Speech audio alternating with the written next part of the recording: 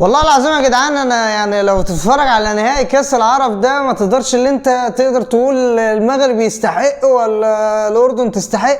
بس عامه هارد لك للاردن والف مبروك للمغرب عشان هي عملت اداء خرافي جدا. والمشكله اللي انت بتقعد تتفرج كده تقعد تقول جماعه الف مبروك الف مبروك الف مبروك، بس خلاص بقى انتوا فاهم يا جدعان، خلاص سيبوا للقاره اي حاجه كده، فاهم؟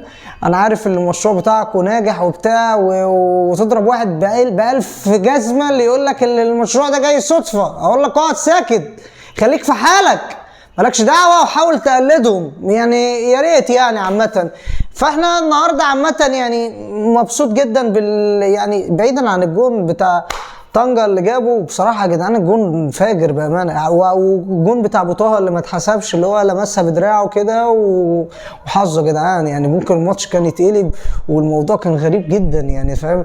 المشكله بقى اللي انت بتاخد بالك يعني حاجه كده غريبه جدا، يعني تثير انتباهك تحزنك بطريقه اللي احنا يا جدعان احنا مش عايزين نوصل لمرحله زي دي عامة. يعني اللي انت اللي بيحلل الماتش اصلا بتاع الاردن والمغرب استاذ كابتن حلمي طولان، يعني فاهمني اللي هو انا مش عارف يعني انت يعني ما لومش عليك، يعني انا ما لومش عليك يا جدعان، انتوا ولا حاسين باي حاجه، انتوا عندكم لا مبالاه. وبعيدا عن اللطخ اللي يعتبر عزمك يعني، دي بخليك ضيف شرف يعني عامه في الحلقه، والناس اللي اقترحت عليك اللي انتوا عايزين تثيروا جدل وبتاع. والله يا جماعه يعني الله يسامح اللي بيعمل كده واللي بيوسخ حاجه زي كده. فانا الله يسامحكم بامانه، عشان انتوا بقيتوا ناس صعبه وناس مستفزه. غوروا بقى انا تعبت بامانه. الواحد نفسه يعني يتكلم على نجاح وحيد. انا ما بحبش الانتقاد وقسما بالله انا بزهق منه، انا تعبت نفسيا منه، بكلمها بجد والله العظيم. انا دلوقتي انا نفسي افرح، وانا اقعد كل شويه اقول اصل ده قال واصل ده عمل.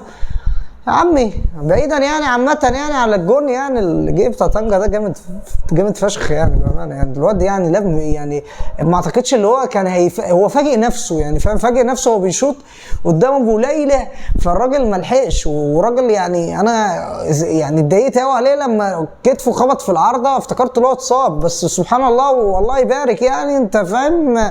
كمل المباراه.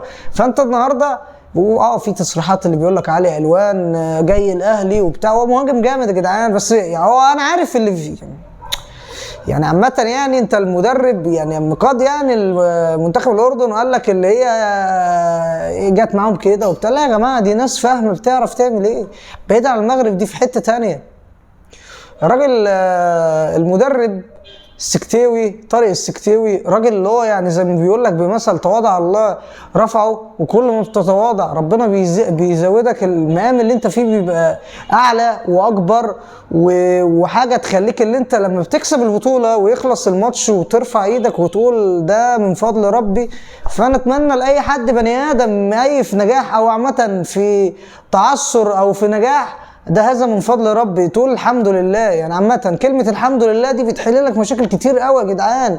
وكمان انت لما بتتفرج النهارده فعلا يا جماعه الناس دي بتتعب، الراجل نفسيا تبص على وشه راجل يعني تعبان اللي هو يعني شقيان في البطوله زي دي. ما تجيش تقول لي مشروع مش تقول لا الناس دي بتتعب، وكلام شهاده لله يعني. فانت لما تشوف واحد زي ده ربنا يعني بيدي للمتقن يعني، فاهمني؟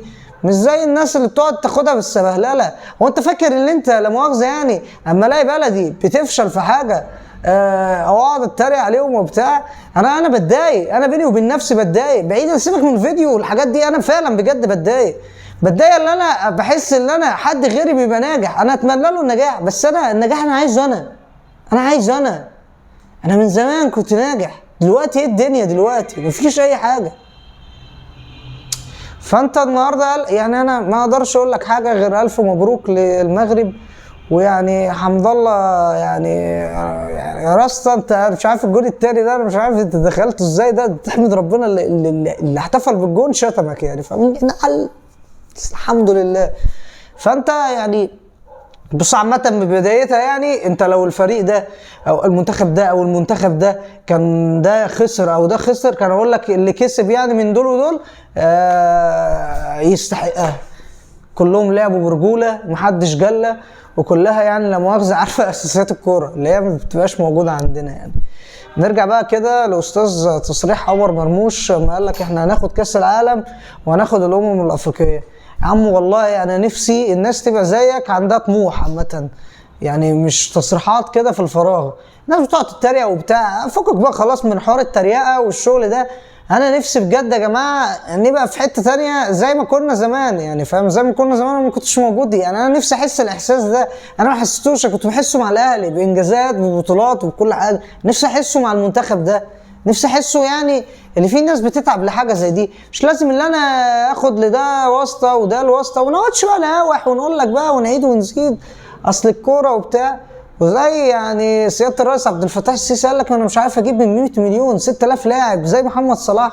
والله يا جدعان بيبقى في احسن من محمد صلاح بكتير، وعندهم مهاره وتقنيه ويقول لك فيزيكلي جامد جدا. بس انت المشكله مين اللي هيطلع لك الفيزيكلي؟ فاهمني؟ اذا كانت اللي بيطلع الفيزيكلي وجايبها واسطه، فانت هيطلع الموهبه ازاي؟ انت فاهم النقطه؟ تيجي انت تتفرج تشوف التغريق والحاجات اللي احنا فيها دي، هي بتبقى بسبب الاعلام وبتبقى بسبب يعني خلاص. بس انا نفسي بامانه، نفسي ناخدها السنه دي والله يا جماعه، عشان كابتن حسام حسن ماليش دعوه بقى ايه بيعرف انا بص عامه عشان بص على السكه يعني. هو يعني الناس كذا بتقول مش مقتنع بيه او بتاع، انا نفسي يا عم ياخدها، ما تخسرش يا عم. الراجل اللي انا حاسه اللي هو يعني بيحاول يعمل حاجه للبلد، هو كان نفسه يدرب منتخب مصر. الناس مش مقدره، كل مهتمه اللي هو يفشل عشان نمشيه ونشوف حد تاني. ربنا ياخدك انت يا اخي، ربنا ياخدك انت وتغور انت اللي في داهيه. يعني انا ما اعرفش لدرجه سبحان الله ربنا، يعني ما اعتقدش اللي في حد لو عارف الناس دي، هتلاقي لك بيشتموا فيهم وبتاع عشان كارهينهم. يعني انا نفسي اللي يبقى عنده دم يغور في داهيه خلاص. انتوا يا جدعان هتتحاسبوا على عدم الاهتمام، وتقعدوا تبرروا نفسكم اصل احنا وانا اعمل ايه. ما تمسكهاش. انا الراجل ده صعبان عليا حسام حسن يا جدعان، بيطلع منه كلام من القلب. انا عارف اللي هو عصبي وكل حاجه، بس انا لما اقعد اتفرج عليه كده يا جدعان، لا انا عايز البطوله عشان هو، مش عشان صلاح ولا مرموش ولا الرجاله دي. نثبت للناس اي حاجه او لنفسنا. انا هفضل واقف معاك وهشجعك وهعمل، بس انا نفسي على قد ما تقدر اللي انا الاقيك بتدي في الملعب. وعهد الله احنا يا جدعان بنقعد ندعي لكم اصلا حتى لو بتلعبوا وحش. بس انا نفسي بجد يا جماعه تفوقوا. انا نفسنا احنا نفرح، احنا بنتعب في الاخر وبنزعل لو بيبقى فيه نهائي خساره او بتاع، بس انا نفسي عشان انا حاسس الناس دي عندها نفس. بس المشكله اللي فوقيهم ما يستحقوش اي انجاز زي ده، فانت محطوط حتى وحشه اصلا. فاهمني؟ يعني ربنا بيدي للمجتهد. معرفش بقى انت في حبه من اللعيبه هتبقى مجتهده والناس اللي فوق هتبقى مش فيعني انا مش هقدر اقول حاجه اكتر من كده. بس انا نفسي والله العظيم يعني. هو الموضوع صعب من طرق كتير قوي. الكوره اتطورت وكل حاجه اتطورت، فطريقه اللعب بتاعتنا وكل حاجه مش عارف. انا نفسي والله يبقى في نجمه تامنه من هنا، يعني والله نجمه كده تتزود كده هنا، نفسي والله. مش هقدر اقول حاجه غير كده. واتمنى كاس الامم يعني يعملوا فيها اي حاجه يا عم، يحاول بشرف، وانا هبقى مبسوط ليك جدا لو طلعت بشرف. اقول لك يعني رجاله والف رجاله كده هنشجعكم تاني وهنقف في ظهركم تاني.